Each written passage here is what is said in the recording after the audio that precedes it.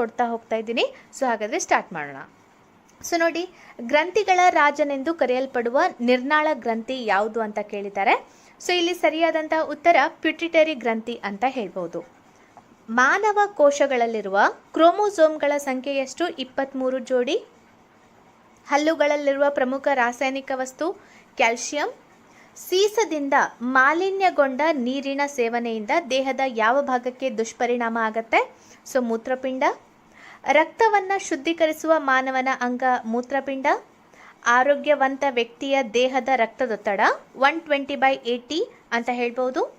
So ಮುಂದಿನ ಪ್ರಶ್ನೆಗಳನ್ನು ನೋಡೋಣ. ಮಾನವನ ಮೂತ್ರದಲ್ಲಿ ಹೆಚ್ಚಿನ ಪ್ರಮಾಣದಲ್ಲಿರುವ ಸಸಾರಜನಕ ವಸ್ತು ಯಾವುದು ಅಂತ ಕೇಳಿದರೆ ಯೂರಿಯಾ.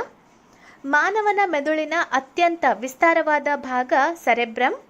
ಬ್ಯಾಕ್ಟೀರಿಯಾಗಳನ್ನು ಭಕ್ಷಿಸುವ ರಕ್ತದ ಕಣ ಯಾವುದು ಅಂತ ಕೇಳಿದರೆ ಬಿಳಿ ರಕ್ತ ಕಣಗಳು. ಇದು ಭಕ್ಷಿಸುವ ಆಗಬೇಕಾಗಿತ್ತು. ಆರೋಗ್ಯವಂತ ಮಾನವನ ಹೃದಯದ ಬಡಿತ ಪ್ರತಿ ನಿಮಿಷಕ್ಕೆ ಎಷ್ಟು? 72 ಬಾರಿ. ಸಾಮಾನ್ಯವಾಗಿ ಮಾನವನಲ್ಲಿರುವ ರಕ್ತದ ಪ್ರಮಾಣ 4.5 ಲೀಟರ್. ಮಾನವ ದೇಹದ ಅತಿ ಚಿಕ್ಕ ಮೂಳೆ ಸ್ಟೇಫಿಸ್ ಮೂಳೆ, ಕಿವಿ ಮೂಳೆ ಅಂತ ನಾವು ಹೇಳ್ಬೋದಾಗಿದೆ. ಸೊ ಮೂತ್ರಪಿಂಡದಲ್ಲಿ ಮೂತ್ರವನ್ನು ಉತ್ಪತ್ತಿ ಮಾಡುವ ನಾಳಗಳು ನೆಫ್ರಾನ್. ಹೆದರಿಕೊಂಡ ವ್ಯಕ್ತಿಯಲ್ಲಿ ಸ್ರವಿಸುವ ಹಾರ್ಮೋನ್ ಅಡ್ರಿನಾಲಿನ್. ಮಾನವ ದೇಹದಲ್ಲಿ ಕೊಬ್ಬುಗಳ ಜಲ ವಿಭಜನೆಗೆ ಸಹಾಯಕವಾಗುವ ಕಿಣ್ವ ಲೈಫೇಸ್. ಮಾನವನ ಮೆದುಳಿನ ತೂಕ 1.4 ಗ್ರಾಮ್ ಅಥವಾ 1.36 ಕಿಲೋಗ್ರಾಮ್ ಅಂತ ಹೇಳ್ಬೋದು. ಅತಿಯಾದ ಮದ್ಯಪಾನದಿಂದ ಹಾನಿಗೀಡಾಗುವ ದೇಹದ ಪ್ರಮುಖ ಅಂಗ ಪಿತ್ತಜನಕಾಂಗ. ಸೊ ಲಿವರ್ ಸಿರೋಸಿಸ್ ಅಂತ ಕೂಡ ಹೇಳ್ತೀವಿ. ಸೊ ಮಾನವ ದೇಹದ ಅತ್ಯಂತ ದೊಡ್ಡ ಗ್ರಂಥಿ ಪಿತ್ತಜನಕಾಂಗ. ರಕ್ತದಲ್ಲಿರುವ ದ್ರವ ಭಾಗ ಯಾವುದು ಅಂತ ಕೇಳಿದರೆ ಪ್ಲಾಸ್ಮಾ. ಅನೈಚ್ಛಿಕ ಸ್ನಾಯುಗಳನ್ನು ನಿಯಂತ್ರಿಸುವ ಮೆದುಳಿನ ಭಾಗ ಹಿಮ್ಮೆದುಳು.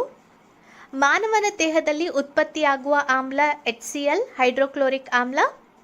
ಹೃದಯಕ್ಕೆ ರಕ್ತವನ್ನು ಸಾಧಿಸುವ ರಕ್ತನಾಳ ಅಭಿಧಮನಿ. ಎದೆ ಮತ್ತು ಹೊಟ್ಟೆಯನ್ನು ಬೇರ್ಪಡಿಸುವ ಸ್ನಾಯು ವಪೆ. ಸಾರ್ವತ್ರಿಕ ದಾನಿ ಎಂದು ಕರೆಯಲ್ಪಡುವ ರಕ್ತದ ಗುಂಪು O ಗುಂಪು. ಪಿಷ್ಟವನ್ನು ಮಾಲ್ಟೋಸ್ ಆಗಿ ಪರಿವರ್ತಿಸುವ ಕಿಣ್ವ ಯಾವುದು ಅಂತ ಕೇಳಿದರೆ ಅಮೈಲಸ್. ಅಲ್ಫಾ ಜೀವಕೋಶಗಳಿಂದ ಸ್ರವಿಸಲ್ಪಡುವ ಹಾರ್ಮೋನ್ ಗ್ಲುಕೋಗಾನ್. ಬೀಟಾ ಜೀವಕೋಶಗಳಿಂದ ಸ್ರವಿಸಲ್ಪಡುವ ಹಾರ್ಮೋನ್ ಇನ್ಸುಲಿನ್. ಮೃತ ಕೆಂಪು ಕಣಗಳನ್ನು ಬೇರ್ಪಡಿಸುವ ದೇಹದ ಅಂಗ ಗುಲ್ಮ. ಮಾನವನ ಬೆನ್ನೆಲುಬುಗಳೆಷ್ಟು? 33. ಎಲ್ಲರಿಂದ ಪಡೆಯಬಹುದಾದ ರಕ್ತವನ್ನು ಪಡೆಯಬಹುದಾದ ರಕ್ತದ ಗುಂಪು AB. ಮಾನವನ ದೇಹದ ಅತಿ ದೊಡ್ಡ ಮೂಳೆ ಯಾವುದು ಅಂತ ಕೇಳಿದರೆ ತೊಡೆ ಮೂಳೆ ಫೀಮರ್ ಅಂತ ಕರಿತೀವಿ. ಮಾನವನ ದೇಹದ ಒಟ್ಟು ಮೂಳೆಗಳ ಸಂಖ್ಯೆ 206. ನವಜಾತ ಶಿಶುವಿನಲ್ಲಿ 300ಕ್ಕಿಂತ ಅಧಿಕ ಇರುತ್ತೆ. ರಕ್ತಕ್ಕೆ ಬಣ್ಣ ಕೊಡುವ ವರ್ಣಕ ಹಿಮೋಗ್ಲೋಬಿನ್. ಚರ್ಮಕ್ಕೆ ಬಣ್ಣ ಕೊಡುವ ವರ್ಣಕ ಮೆಲನಿನ್.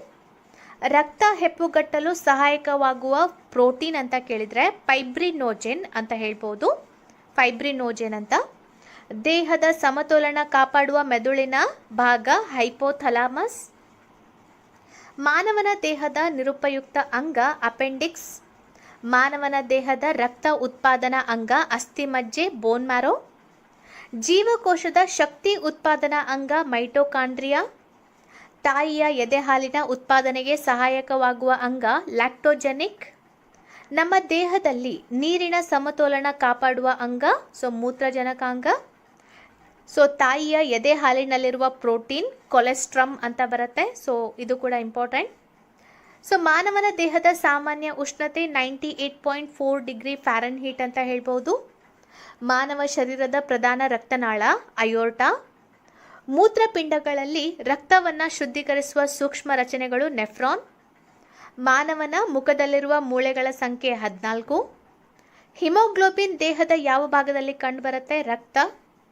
ರಕ್ತದಲ್ಲಿ ಇನ್ಸುಲಿನ್ ಕೊರತೆಯಿಂದ ಉಂಟಾಗುವ ರೋಗ ಮಧುಮೇಹ. ಸೊ ಡಯಾಬಿಟಿಸ್ ಅಂತ ಹೇಳ್ಬೋದು. ಅಯೋಡಿನ್ ಕೊರತೆಯಿಂದ ಉಂಟಾಗುವ ಕಾಯಿಲೆ ಗ್ವಾಯ್ಟರ್ ಗಳಗಂಡ ರೋಗ. ಪ್ರಪ್ರಥಮವಾಗಿ ಆವಿಷ್ಕಾರಗೊಂಡ ರೋಗ ನಿರೋಧಕ ಔಷಧಿ ಪೆನ್ಸಿಲಿನ್. ಕ್ಷಯ ರೋಗ ಚಿಕಿತ್ಸೆಗೆ ಬಳಸುವ ಔಷಧಿ ಅಜಿಥ್ರೊಮೈಸಿನ್. ರೇಬೀಸ್ ರೋಗಕ್ಕೆ ಔಷಧಿ ಕಂಡುಹಿಡಿದ ವಿಜ್ಞಾನಿ ಲೂಯಿಸ್ ಪಾಶ್ಚರ್. ಲುಕೇಮಿಯಾ ರೋಗದಲ್ಲಿ ಯಾವ ರಕ್ತ ಕಣಗಳು ಹಾನಿಗೀಡಾಗತ್ತೆ? ಬಿಳಿ ರಕ್ತ ಕಣಗಳು. ಕಬ್ಬಿಣದ ಕೊರತೆಯಿಂದ ಉಂಟಾಗುವ ರೋಗ ರಕ್ತಹೀನತೆ ಅಥವಾ ಅನಿಮಿಯಾ ಅಂತ ಹೇಳ್ಬೋದು. ಎದೆ ಹಾಲಿನ ಪೋಷಣೆ ಇಲ್ಲದ ಶಿಶುಗಳಲ್ಲಿ ಸಾಮಾನ್ಯವಾಗಿ ಕಾಣಿಸಿಕೊಳ್ಳುವ ಕಾಯಿಲೆ ಪೋಷಣಾ ಮರಾಸ್ಮಸ್ ಅಥವಾ ನ್ಯೂಟ್ರಿಯೆಂಟ್ ಮರಾಸ್ಮಸ್. ಥೈರಾಕ್ಸಿ ಹಾರ್ಮೋನ್ ಕೊರತೆಯಿಂದ ಉಂಟಾಗುವ ರೋಗ ಗಳಗಂಡ.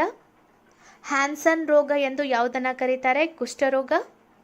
ಕೋಚ್ ರೋಗ ಎಂದು ಯಾವುದನ್ನು ಕರೀತಾರೆ? ಕ್ಷಯ ಅಥವಾ ಟ್ಯೂಬರೋಕ್ಯುಲೋಸಿಸ್.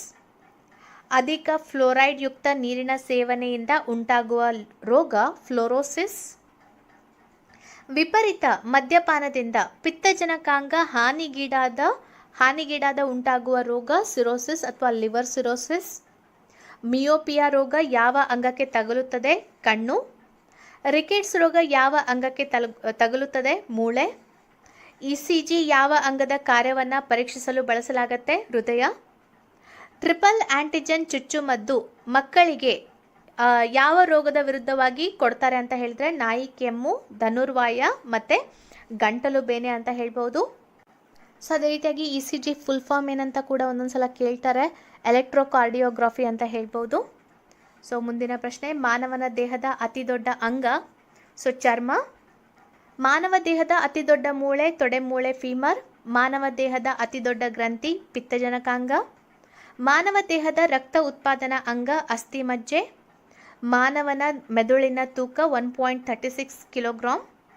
ಮಾನವ ಪ್ರತಿ ನಿಮಿಷಕ್ಕೆ 17 ಬಾರಿ ಉಸಿರಾಡ್ತಾನೆ. ಸಕ್ಕರೆ ಕಾಯಿಲೆಗೆ ನೀಡುವ ಸಾಮಾನ್ಯ ಔಷಧಿ ಇನ್ಸುಲಿನ್. ಚಿಕ್ಕ ಗಾಯದಿಂದ ಅಧಿಕ ರಕ್ತಸ್ರಾವವಾಗಿ ಸಾವು ಉಂಟಾಗುವ ಕಾಯಿಲೆ ಹಿಮೋಫಿಲಿಯಾ.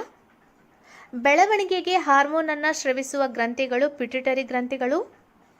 ಸ್ಪರ್ಶ ಚರ್ಮ ರೋಗಕಾರಕ ಕಳೆ ಪಾರ್ಥೇನಿಯಂ. ಸ್ಥೂಲಕಾಯದ ವ್ಯಕ್ತಿಗಳ ರಕ್ತವಾಹಿನಿಗಳಲ್ಲಿ ಸಂಗ್ರಹಗೊಳ್ಳುವ ಜಿಡ್ಡು ಪದಾರ್ಥ ಕೊಲೆಸ್ಟ್ರಾಲ್. ಚರ್ಮ ನರಗಳ ಮೇಲೆ ಪ್ರಭಾವ ಬೀರುವ ರೋಗ ಕುಷ್ಠರೋಗ. ತಂಬಾಕಿನಲ್ಲಿರುವ ಕ್ಯಾನ್ಸರ್ ಕಾರಕ ವಸ್ತು ಕಾರ್ಸಿನೋಜೆನ್. ತಂಬಾಕಿನಲ್ಲಿರುವ ಸಸ್ಯಕ್ಷಾರ ನಿಕೋಟಿನ್. ಕೆಂಪು ರಕ್ತ ಕಣಗಳ ಜೀವಿತಾವಧಿ 120 ದಿವಸ. ರಕ್ತದಲ್ಲಿರುವ ಕಲ್ಮಶವನ್ನು ಶೋಧಿಸುವ ಅಂಗ ಮೂತ್ರಜನಕಾಂಗ. ರಕ್ತ ಹೆಪ್ಪುಗಟ್ಟಲು ಸಹಾಯಕವಾಗುವ ಪ್ರಮುಖ ಖನಿಜ ಕ್ಯಾಲ್ಶಿಯಂ. ವಿಟಮಿನ್ ಕೆ ಕೂಡ ಹೆಲ್ಪ್ ಆಗುತ್ತೆ. ಸೊ ಗ್ರಂಥಿಗಳ ರಾಜನೆಂದು ಕರೆಯಲ್ಪಡುವ ನಿರ್ನಾಳ ಗ್ರಂಥಿ ಯಾವುದು? ಪಿಟ್ಯುಟರಿ ಗ್ರಂಥಿ. ಸೊ ಸಣ್ಣ ಕರಳಿನಲ್ಲಿ ಜೀರ್ಣವಾದ ಆಹಾರವನ್ನು ಹೀರಿಕೊಳ್ಳುವ ವಿಶೇಷ ರಚನೆಗಳು ವಿಲ್ಲೆ. ಮಾನವ ದೇಹದಲ್ಲಿ ಕೊಲೆಸ್ಟ್ರಾಲ್ ಉತ್ಪಾದಿಸುವ ಅಂಗ ಪಿತ್ತಜನಕಾಂಗ. ಓಕೆ, ಸೊ ವಿಲ್ಲೆ ಅಥವಾ ವಿಲ್ಲಿ ಅಂತ ಕೂಡ ಕರಿತೀವಿ. VILLI villus. ಪ್ಲೂರಲ್ನಲ್ಲಿ ವಿಲ್ಲಿ ಅಂತ ಕರಿತೀವಿ. Any of the small slender vascular projection that increase the surface area of a membrane ಅಂತ ಇದೆಯಲ್ಲ. ಓಕೆ, ಸೊ ನೆಕ್ಸ್ಟ್ ನೋಡೋಣ. ಒಂದು ಗಾಜಿನ ಲೋಟದಲ್ಲಿ ಇರುವ ನೀರಿನ ಮೇಲೆ ತೇಲುತ್ತಿರುವ ಮಂಜುಗಡ್ಡೆಯ ತುಂಡು ಕರಗಿದಾಗ ಗಾಜಿನಲ್ಲಿ ಇರುವ ನೀರಿನ ಮಟ್ಟ ಏನಾಗುತ್ತೆ? ಏರುತ್ತೆ. ಪ್ರತಿ ಮೂತ್ರಜನಕಾಂಗದ ಮೇಲೆ ತ್ರಿಕೋನಾಕಾರದ ಟೋಪಿಯಂತೆ ಇರುವ ಗ್ರಂಥಿ ಅಡ್ರಿನಲ್ ಗ್ರಂಥಿ. ವಿದ್ಯುತ್ ಪ್ರವಾಹದ ಘಟಕವನ್ನು ಈ ರೀತಿ ವ್ಯಕ್ತಪಡಿಸಲಾಗಿದೆ ಆಂಪಿಯರ್. ಓಝೋನ್ ಪದರವು ನಮ್ಮನ್ನು ಡ್ಯಾಶ್ನಿಂದ ರಕ್ಷಿಸುತ್ತದೆ ನೇರಳಾತೀತ ಕಿರಣಗಳಿಂದ. ತಾಮ್ರದ ಪರಮಾಣು ಸಂಖ್ಯೆ 29. ಹಿತ್ತಾಳೆ ಇವುಗಳ ಮಿಶ್ರಲೋಹ ಆಗಿದೆ ತಾಮ್ರ ಮತ್ತು ಸತು. ನಕ್ಷತ್ರದಲ್ಲಿನ ಶಕ್ತಿಯ ಮೂಲ ಪರಮಾಣು ಸಮ್ಮಿಳನ. ಕೆಳಗಿನವುಗಳಲ್ಲಿ ಯಾವುದು ರಾಸಾಯನಿಕ ಗೊಬ್ಬರವಾಗಿದೆ? Sodium nitrate. ಪರಮಾಣು ವಿದಳನವು ಡ್ಯಾಶ್ ಅಪ್ಪಳಿಕೆಯಿಂದ ಸಂಭವಿಸುತ್ತೆ? ನ್ಯೂಟ್ರಾನ್ ಅಪ್ಪಳಿಕೆಯಿಂದ ಸಂಭವಿಸುತ್ತೆ. ಯಾವ ರಸಗೊಬ್ಬರ ಅತಿ ಹೆಚ್ಚು ನೈಟ್ರೋಜನ್ ಪ್ರಮಾಣ ಹೊಂದಿರುತ್ತೆ? ಯೂರಿಯಾ. ಒಂದು ಪರಿಸರ ವ್ಯವಸ್ಥೆಯ ಶಕ್ತಿಯ ಮೂಲ ಸೂರ್ಯನ ಬೆಳಕು. ಕಾಲುಬಾಯಿ ರೋಗವು ಇವುಗಳಲ್ಲಿ ಕಂಡುಬರುತ್ತೆ ಜಾನುವಾರುಗಳಲ್ಲಿ. ಮಾನವ ದೇಹದ ಅತ್ಯಂತ ದೊಡ್ಡ ಗ್ರಂಥಿ ಯಕೃತ ಆಗಿದೆ. ಬಟ್ಟೆ ತೊಳೆಯುವ ಯಂತ್ರ ವಾಷಿಂಗ್ ಮಷಿನ್ನಲ್ಲಿ ಬಟ್ಟೆ ಒಣಗಲು ಕಾರಣ ಅಥವಾ ಅಲ್ಲಿ ಬಳಸುವಂತಹ ಒಂದು ಬಲ ಕೇಂದ್ರಾಪಗಾಮಿ ಬಲ, ಕೇಂದ್ರಭಿಮುಖ ಅಥವಾ ಸೆಂಟ್ರಿಫ್ಯೂಗಲ್ ಎನರ್ಜಿ ಅಂತ ಕೂಡ ನಾವು ಇದನ್ನು ಕರಿಬಹುದು. ಯಾವ ಹುಳಗಳು ಪರಾವಲಂಬಿ ಅಲ್ಲ? ಎರೆಹುಳು ಅಥವಾ ರೈತರ ಸ್ನೇಹಿ ಅಂತ ಕೂಡ ಅದನ್ನು ನಾವು ಕರಿಬಹುದು. ಓಕೆ, ಸೊ ಈ ಮೆಥಡ್ ಮೂಲಕ ನಿಮಗೆ ಬೇಗ ನಾವು ಕವರ್ ಮಾಡ್ಬೋದು ಅನ್ನೋ ದೃಷ್ಟಿಯಿಂದ 100 ಪ್ರಶ್ನೆಗಳನ್ನು ಕವರ್ ಮಾಡಿದ್ದೀನಿ. ಒಂದು ವೇಳೆ ಯಾವುದಾದ್ರೂ ಮಿಸ್ಟೇಕ್ ಆಗಿದ್ದರೆ ನೀವೇನು ಮಾಡ್ಬೋದು? ಕಮೆಂಟ್ ಮಾಡುವ ಮೂಲಕ ಬೇರೆಯವ್ರಿಗೂ ಕೂಡ ಹೆಲ್ಪ್ ಮಾಡ್ಬೋದು. ಒಂದೊಂದು ಸಲ ಆಗತ್ತೆ, ನಾನು ಕೂಡ ಆದಷ್ಟು ನೋಡ್ತಾ ಇರ್ತೀನಿ, ಆದರೂ ಒಂದೊಂದು ಸಲ ಆಗಿಬಿಡತ್ತೆ. ಸೊ ಇದಿಷ್ಟು ಈ ಭಾಗದ ವಿಜ್ಞಾನದ 100 ಪ್ರಮುಖವಾದ ಪ್ರಶ್ನೆಗಳು. ಇದೇ ರೀತಿಯಾಗಿ ಬೇಗ ಬೇಗ ಮುಗಿಸ್ಬೇಕು ಅಂತ ಯೋಚನೆ ಮಾಡ್ತಾ ಇದ್ದೀನಿ. ಆದರೆ ನಿಮ್ಮ ಕಡೆಯಿಂದ ಸ್ವಲ್ಪ ಸಹಕಾರ ಬಂದರೆ ನನಗೆ ಇನ್ನೂ ಸ್ವಲ್ಪ ಮೋಟಿವೇಶನ್ ಬರುತ್ತೆ. ಇದು ಲಿಸ್ಟ್ ಬಂತು ಅಥವಾ ಹಾಗೆ ಚರ್ಚೆ ಮಾಡೋಣ ಅಂದರೆ ಬಹಳಷ್ಟು ಜನ ಅದರಲ್ಲಿ ಇಂಟ್ರೆಸ್ಟ್ ತೋರಿಸ್ತೀರಾ. ಅದರಲ್ಲಿ ಇಂಟ್ರೆಸ್ಟ್ ತೋರಿಸೋ ಬದಲು ಸ್ವಲ್ಪ ವಿಷಯದ ಕಡೆಗೆ ನೀವು ಗಮನ ಕೊಟ್ಟರೆ ಖಂಡಿತ ಎಕ್ಸಾಮ್ಗಳನ್ನು ಪಾಸ್ ಮಾಡಲಿಕ್ಕೆ ಹೆಲ್ಪ್ ಆಗುತ್ತೆ. ಸೊ ನಾನು ಕೂಡ ನನ್ನ ಕಡೆಯಿಂದ ನಿಮಗೆ ಹೆಲ್ಪ್ ಮಾಡಲಿಕ್ಕೆ ಆದಷ್ಟು ಪ್ರಯತ್ನವನ್ನು ಪಡ್ತೀನಿ. ಈ ವಿಡಿಯೋ ಇಷ್ಟ ಆದರೆ ದಯವಿಟ್ಟು ಲೈಕ್